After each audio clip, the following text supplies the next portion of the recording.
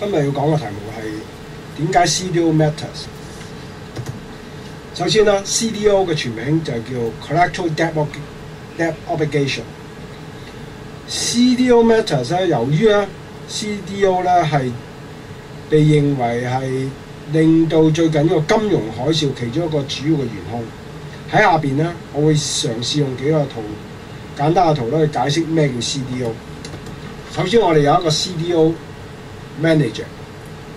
佢決定咧去做一個 CDO 出嚟。我用呢一個香檳樽代表，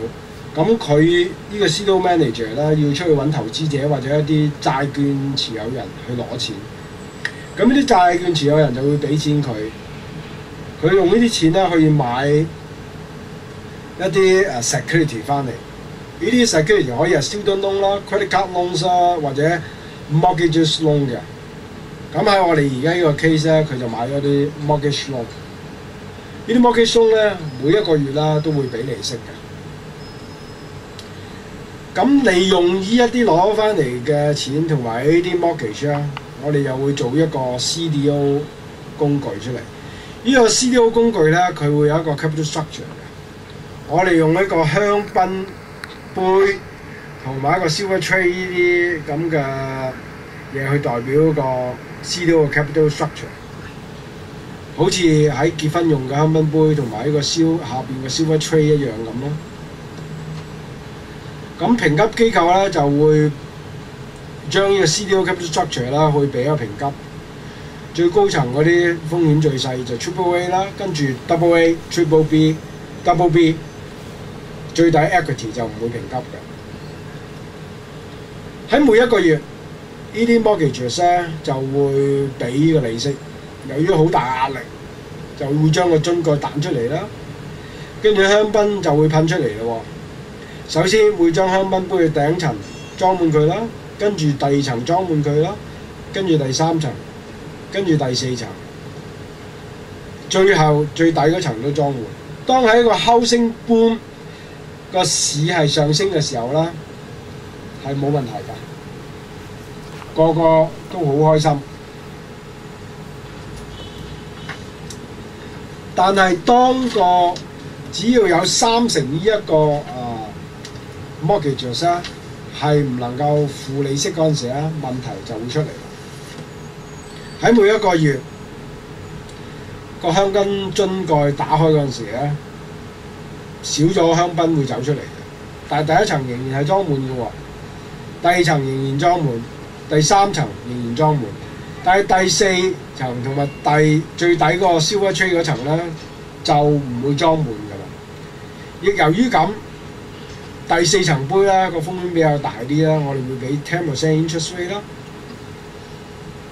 安全啲嘅俾7% 啦，再安全啲嘅 double A 俾5% 啦。Triple A 由於最安全就俾3%。整件事變得複雜，就當另外一個 CDO manager 決定出去，再去做另一個 CDO instrument 出嚟。今次佢就唔係好似剛才第一次咁樣去攞啲 mortgage security 去擺落個香檳樽度，佢係會攞呢個剛才最底層10% 呢啲 securities 咧，作為一個新嘅 CDO 裏邊嘅 securities。當個市係好好嗰陣時咧，都冇問題嘅，因為呢一啲 security 會每個月俾10% 嘅回報。但係當個市場逆轉，有30%嘅 mortgages 俾唔到 interest payment 嘅話咧，每個月底當個樽蓋打開嗰陣時咧，就會有0嘅 interest 出嚟。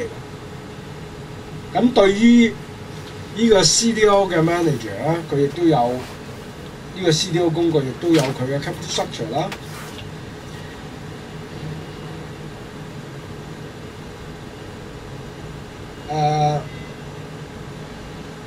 亦都有佢自己投資者需要去滿足啦。但係好可惜，今次只係30%嘅 mortgages pay 唔到 interest 嘅話咧，對於啲投資者嚟講咧，係完全唔會有 return 嘅。但係最大嘅問題就係話呢一個 CDO 仍然被評級機構評級為 Triple A 啦、Double A 啦、Triple B and Double B 嘅。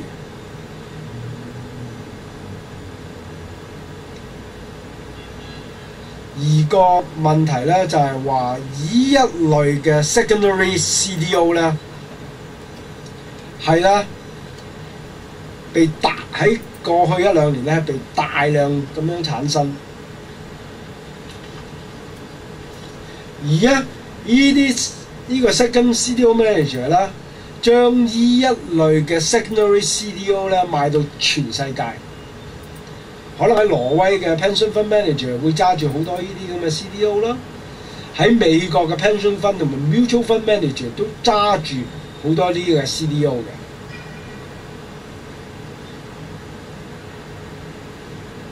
而個問題就係話，呢啲 CDO 咧喺而家呢個情況，可以預見係唔會有任何嘅 interest payment。亦都喺嚟緊嘅將來，基本上唔會再有呢個 interest payment 嘅。而當呢一啲房屋嘅價錢繼續跌價，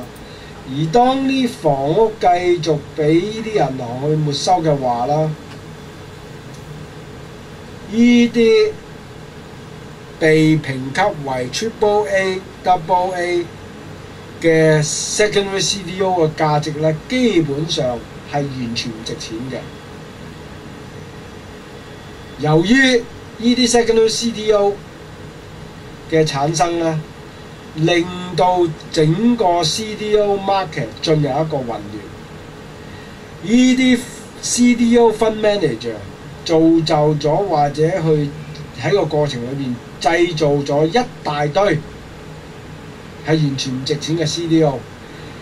而且呢啲 CDO 產生嘅 lock-on effect 咧，會令到整個金融體系所有啲金融機構揸住呢啲 CDO 咧，都會受到一個好大嘅影響嘅。所以對於呢個 CDO 嘅解釋咧，到此為止，多謝各位。